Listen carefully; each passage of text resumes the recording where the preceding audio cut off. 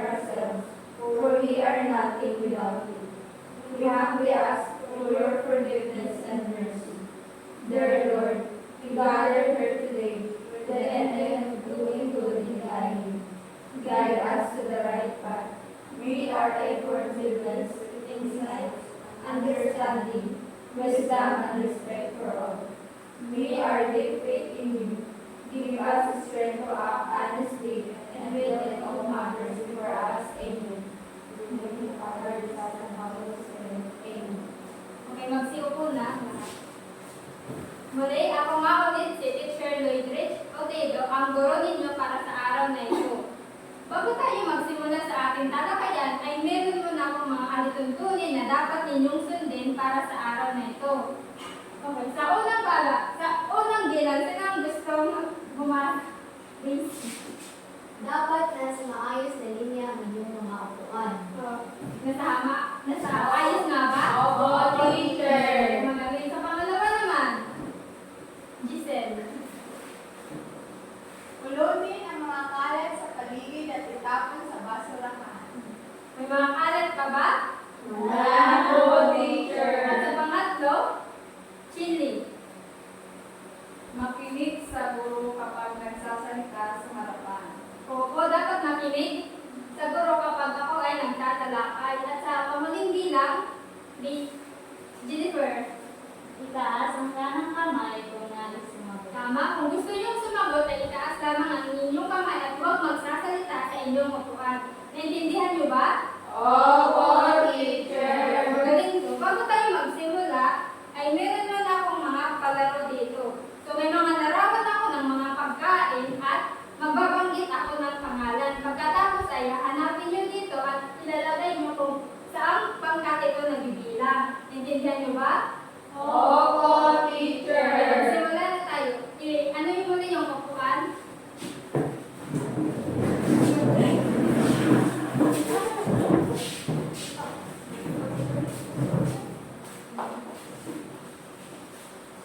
Teachers, tantuan dito po kami. Bro, hindi ba ito? Handa na ba kayo? Yes, Opo, teacher. Ang unang pagkain ay itlog.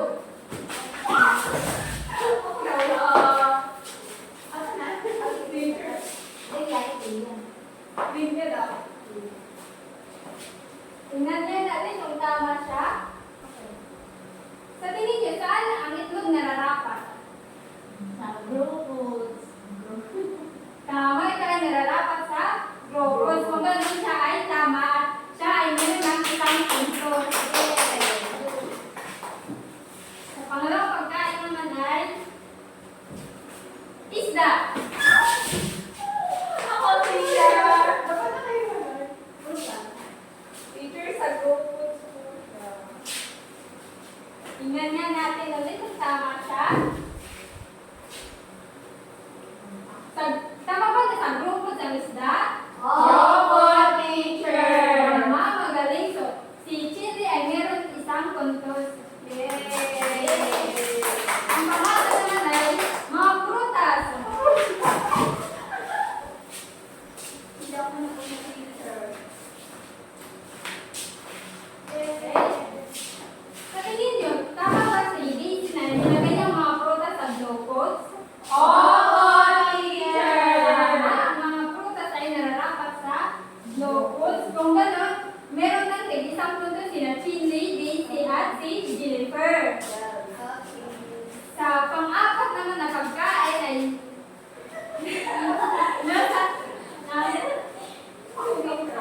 mga kanin. Ako, teacher.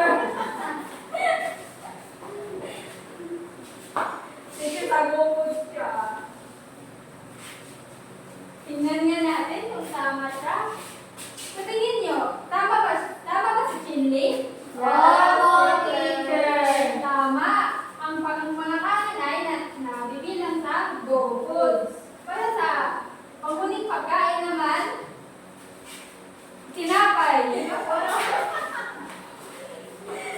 sa grupos po siya. Sure ka ba? Tama ba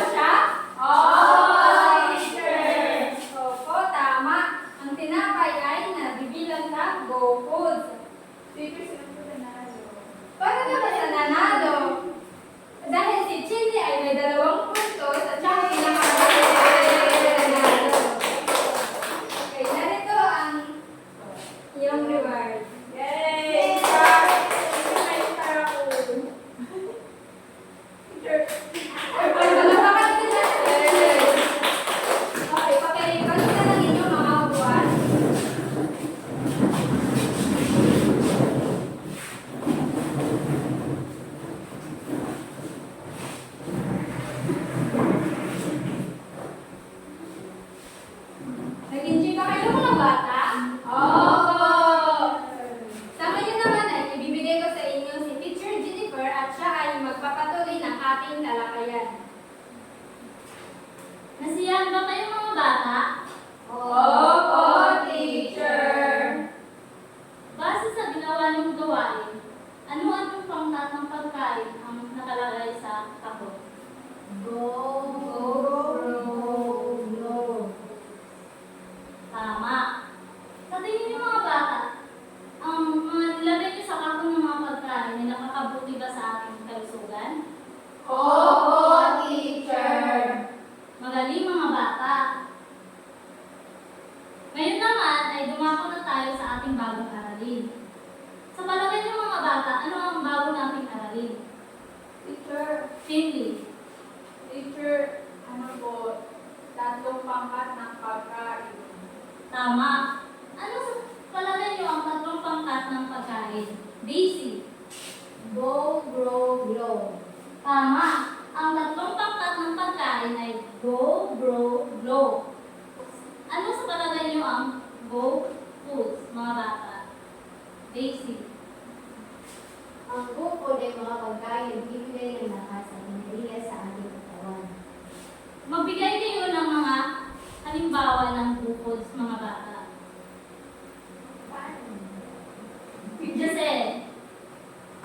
Teacher, kanin po. Ano pa? Teacher, Chinley. teacher, tinapay. Ito pa? Chini. Teacher, mais po. Tama. At ang pangalawang pangkat ng pagkain naman ay grow. Ano sa palagay niyo ang grow foods, mga bata? Chini. Ang grow food ay mga pagkain na nakakatulong sa pagpapalaki ng mga kalagyan at pagpapatibay ng puso at ng buong katawan. Tama. Maaari ba kayong magbigay ng halimbawa ng grow foods?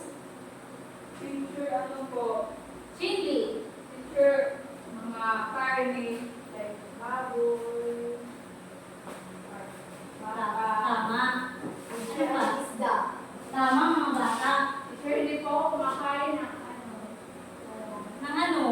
isda. Teacher, paborito ko po yung isda. Tama. Dapat maging paborito natin ng isda para maging malakas ang ating katawan. At ang huling pangkat naman ng pagkain ay grow foods. Ano nga ba ang grow foods, mga bata? Lloyd Rich. Ang grow foods ay mga pagkain na nakatutulong sa pagsasayos ng ating katawan at nagpapalakas ng ating resistensya laban sa mga sakit at infeksyon. Tama. Ano nga ba ang mga halimbawa ng grow foods, mga bata? Teacher, Cindy. ano po? Like, sa prutas, mansanas, iba po saging. Tama. Kumakain ba kayo ng mga prutas? Opo, teacher, pero hindi po lahat ng prutas ay Tama. Magaling. I don't like kiwi. Yeah, teacher. I hate kiwi tsaka strawberry. Okay. Teacher, Teacher, bakit? I like strawberry. Teacher, bakit po tayo kailangan kumain ng mga masustansyang pagkain? Para maging malakas ang ating pangangatawan at maging resistensya ang ating kalusugan. Dapat tayo ay kumain ng mga masusustansyang pagkain tulad ng prutas at gulay para tayo ay makaiwas sa mga sakit. Teacher, paano po kung hindi po kami kumakain ng gulay? Hindi po lahat ng gulay ay kinakain namin. May sustansya pa rin po kayo sa katawan namin. Teacher, I want Oo, meron din.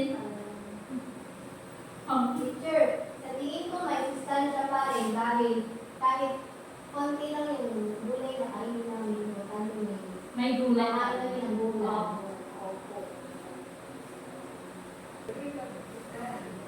Mga bata, ano nga ba ulit ang bukots? Teacher, ito po yung mga pagkain na nalulito. Cindy, tayo ka po. Ito po yung mga pagkain na bibigay sa amin ng lakas at enerhiya sa aming katawan. Tama. Ang grupod naman, Teacher, Chini, Ang grow food po ay nagpapatibay ng puso at ng buong katawan. tama. Bakit? Kasi po, kahit po ako kumakain ng mga sustansyang bagay, kulang po ako sa ehersisyo. Kasi, palagi kang puyat. Wow. At tamad. Teacher, hindi po kasi masyado nag-ehersisyo.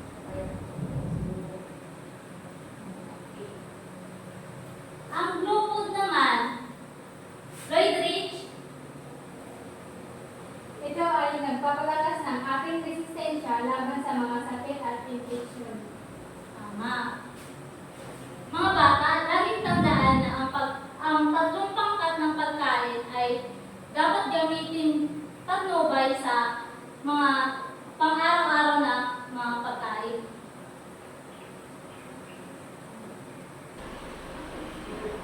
May naiintindihan ba kayo sa ating tinalakay mga bata?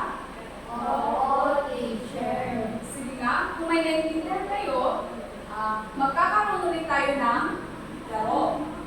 May tatlo akong inilagay na kahon dito sa harapan at ito ay hindi pangbatang gawain, individual.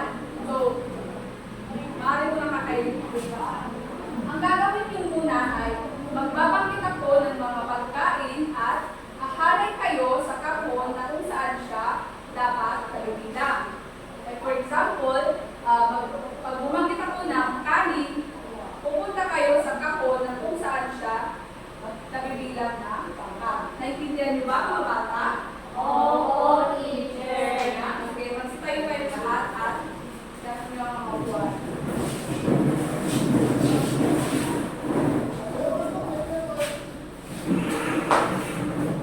Handa na ba ang lahat? Oo, teacher. Okay, ang laro natin ay magsisimula na at hanggang sa 2 minuto lang po. Okay. Tama bata.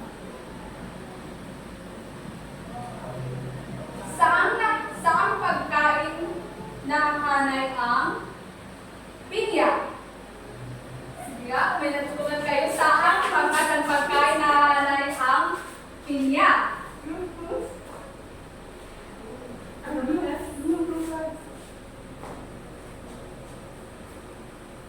Sa tingin nyo, tama ba ang linya na inanayin nyo? Oo, teacher. Okay. Ang pinya ay nakahanap sa glow food. So, wala pang natatalo. Yay! Saang pangkat naman ng pagkain na bibilang ang kamote? Saan pangkat ang pagkain na bibilang ang kamote? Sige nga, saan? Bobo, chingapat. Tama ba ang linya na pinuntahan nyo? Hindi sure.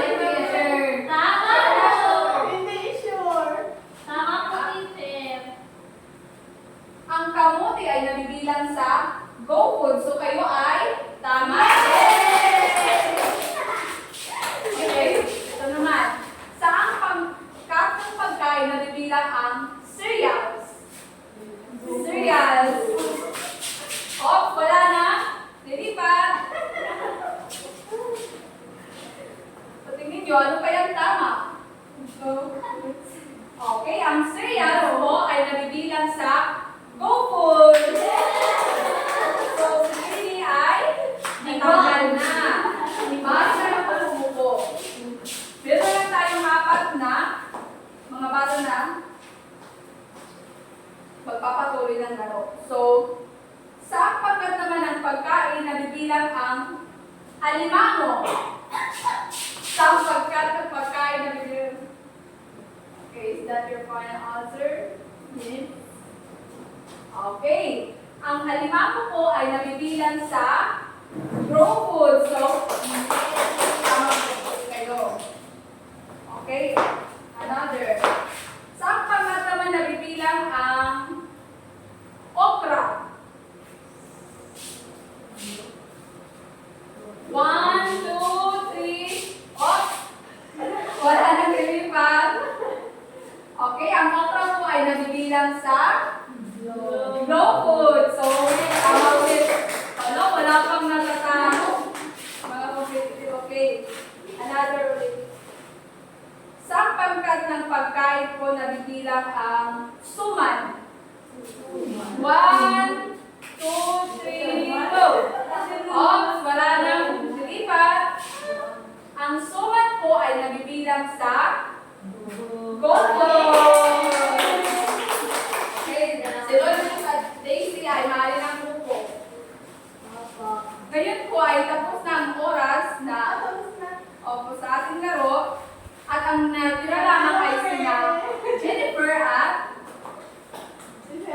Giselle. So sila ang tatanggal natin panalo. Dahil kayo ay panalo, meron kayong star. Okay. Very good, mga Thank you, bata. teacher.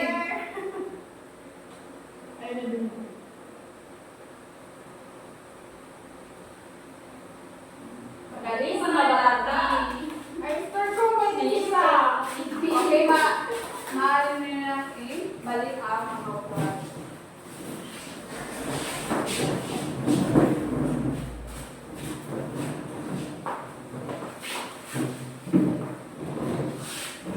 Nasigahan ba kayo sa ating ginawa? Opo, teacher. Okay. Bigyan ulit natin ng masigabong palakpakan ng ating mga sarili. Okay, dahil tapos na ang ating palaro, ngayon naman ay magkakaroon na tayo ng gawain. Okay, labas niyo po ang inyong mga papel at ballpen para sumagot sa ating gawain.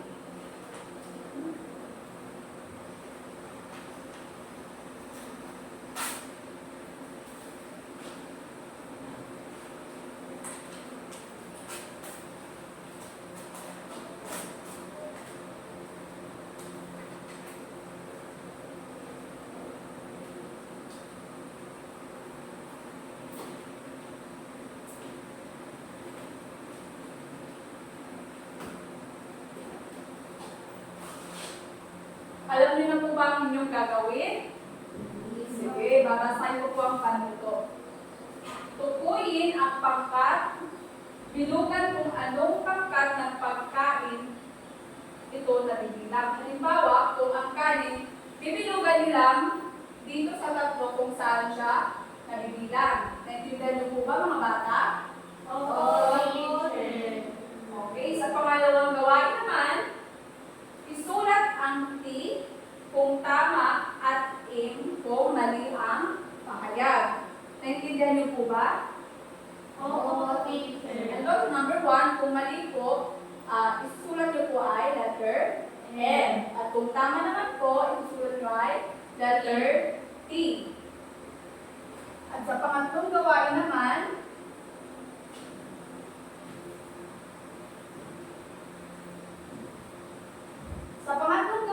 ay unan ang patlang, piliin ang tamang sagot mula sa takot. So, ito yung mga pahayag. At ito naman, nandito yung mga sagot. Ito ay pipili sa takot.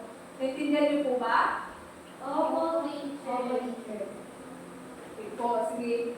Maaari na kayong magsimula sa inyong gawain. Kung may mga tanong pa po kayo, maaari nyo lang po akong tanongin.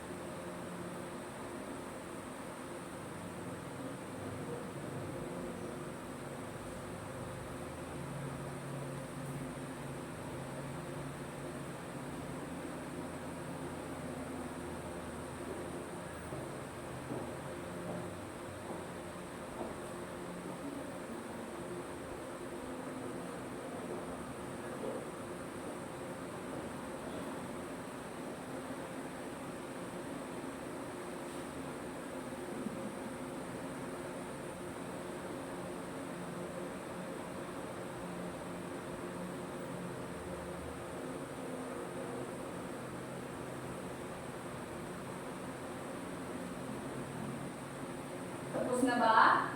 Opo, teacher.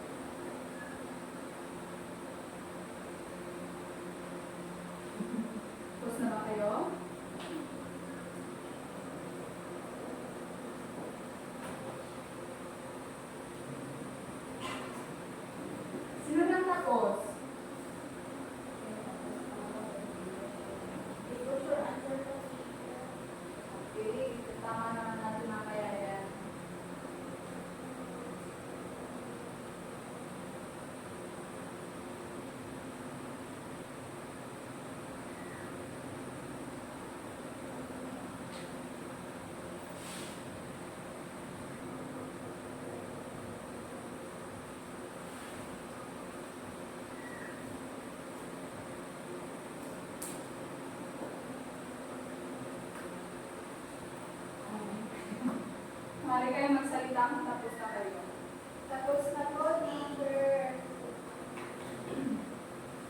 Tapos na po, teacher. Okay, tapos na ang lahat. Napalitan na ba ng mga papel?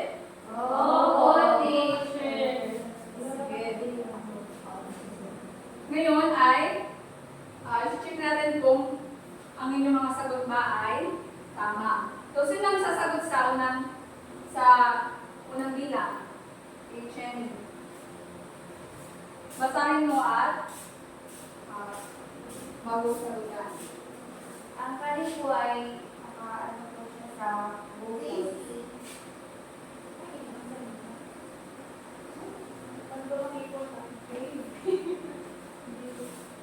Mga bata, ang kanin ba ay nabibilang sa go foods? Opo. Okay, tama po ang sinagot ni Jenny. Ang kanin po ay nabibilang sa go foods. Sino naman ang gusto sumagot sa pangalawa? Jennifer. Saan pangkat nabibilang ang itlog? Sa grupo po.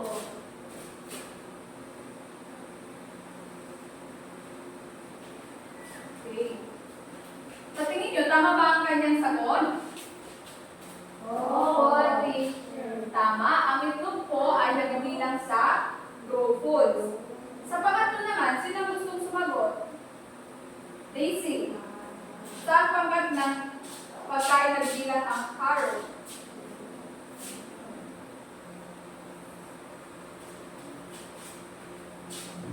Tama po ba? Opo, teacher. Tama.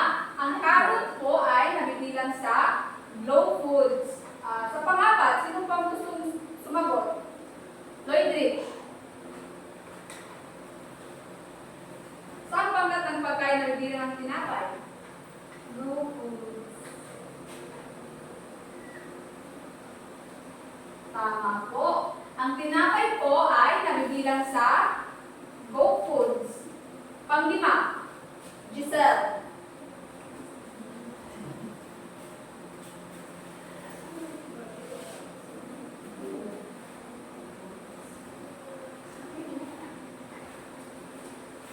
Tama po. Ang mansanas ay nabibilang sa glow foods.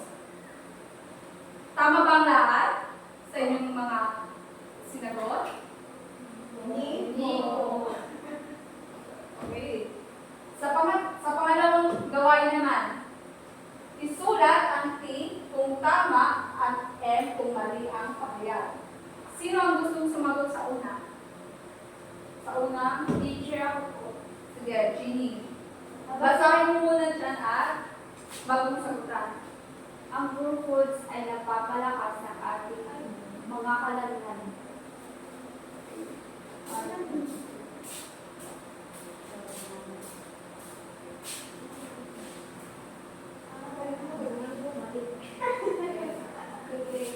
Tama po ba? Oh. Tama po. Ang grow foods po ay nagpapalakas ng ating mga katawan. Kaya dapat natin ugaliin na kumain ng mga pagkain na nabibilang sa grow foods. Sa pangalawa, kung gustong sumagot, Lloyd Rich. Dapat kumain ng maraming glow foods para lumakas ang katawan. Tama. Mali po. Mali para teacher, mali.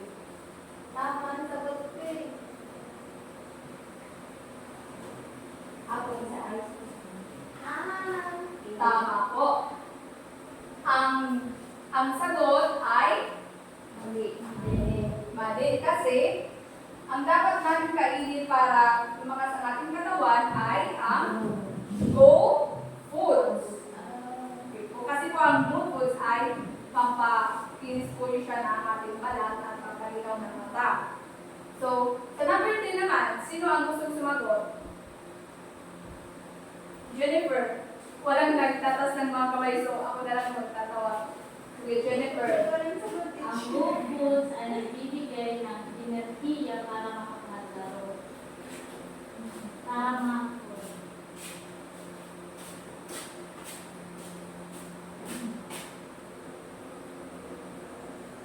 Tama. Ang go foods ay nagbibigay ng enerhiya para makapaglaro ang mga bata. So number 4, they say, Pwedeng hindi kumain ng gulay araw-araw.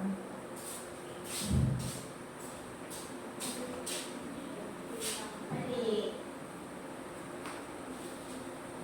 okay, so number 4, tama po. Pwede po tayong hindi kumain ng pagkain araw-araw, ng gulay araw-araw kasi masama naman kung palagi na lang gulay, di ba po? Pero dapat, kahit ugalin po rin natin kumain ng mga gulay para po makatulong po sa ating katawan. Okay, so number 5, sino pang gustong sumagot? Sa last. Okay, Jenny. Ang isda at gatas ay kabilang sa raw foods. Tama po, teacher.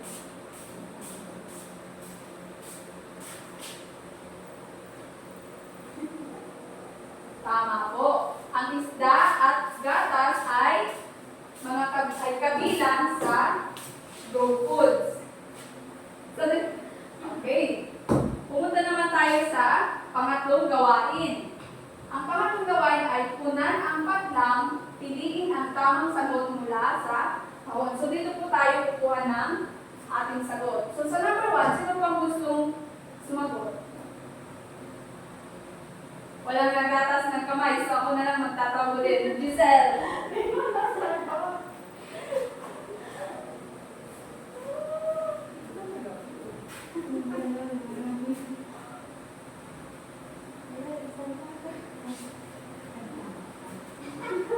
Okay. Ang sagot po ni Giselle ay grow. So, tama po ba? Oo, teacher. Tama. Ang grow foods ay naglalaman ng maraming protina para sa malakas na katawan. Sa pangalawa, sino pang gustong sumagot? Jennifer.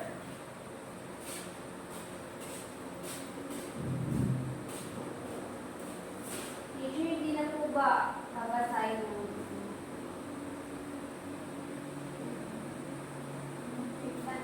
Basahin mo muna bago mo sagutan.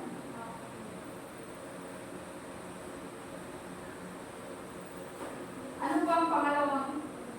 Ang sabi at kanin ay nagbibigay ng enerhiya. Okay.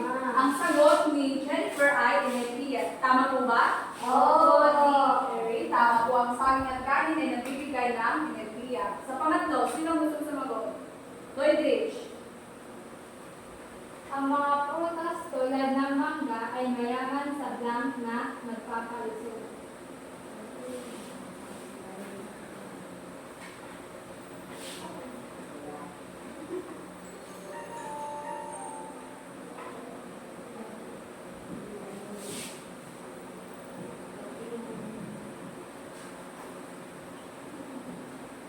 Okay, ang sagot ni Lloyd Rich sa pangatlo ay vitamina. Tama po ba? Okay. Okay, tama. Ang mga prutas tulad ng mangga ay mayaman sa vitamina na nagpapalusog ng ating katawan. So, sa pang-apat, sino gusto sumagot ulit? Daisy. Ang blank foods ay tumutulong sa ating paglaki.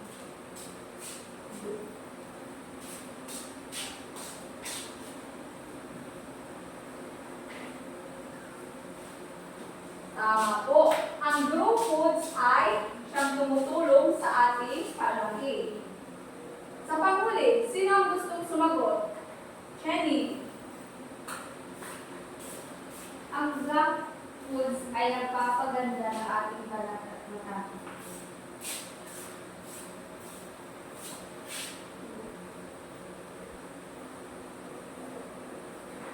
Okay, ang sagot po ni Jenny ay grow foods. Tama po. Ang grow foods po ay nagpapaganda ng ating balat at nagpapaganda din po siya ng ating mata. So, tapos na po tayong mag-check ng ating gawain. Sino po ang nakakuha ng malaking score. Ma'am, si Jennifer. Perfect score. Very magaling, Jennifer! Okay, maaari nyo lang ipasa sa akin ang inyong mga papel.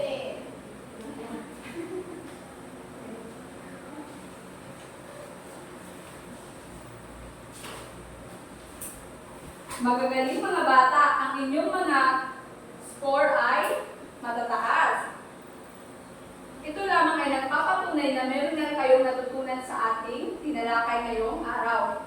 So, ngayon naman ay ibibigay ko sa inyo ang inyong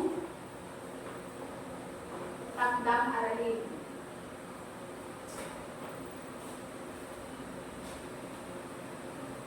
Okay. Ang inyong takdang aralin ay bumuhit ng isang plato at hatiin ito ayon sa tamang balanse ng go, grow, glow foods. Lagyan ng mga larawang halimbawa ng pagkain sa bawat seksyon. Ilagay ito sa inyong notebook. Naintindihan niyo po ba mga bata? Opo, teacher. Okay po. So, yan ang po ang ating talakayan ngayong araw. Sana po ay kumain tayo ng mga masusustansyang pagkain at hindi lang po dapat mga masusustansya, dapat rin po tayo mag-exercise para po maging malakas ang ating pangangatawan. Okay. At yun, nagtatapos ang ating talakayan.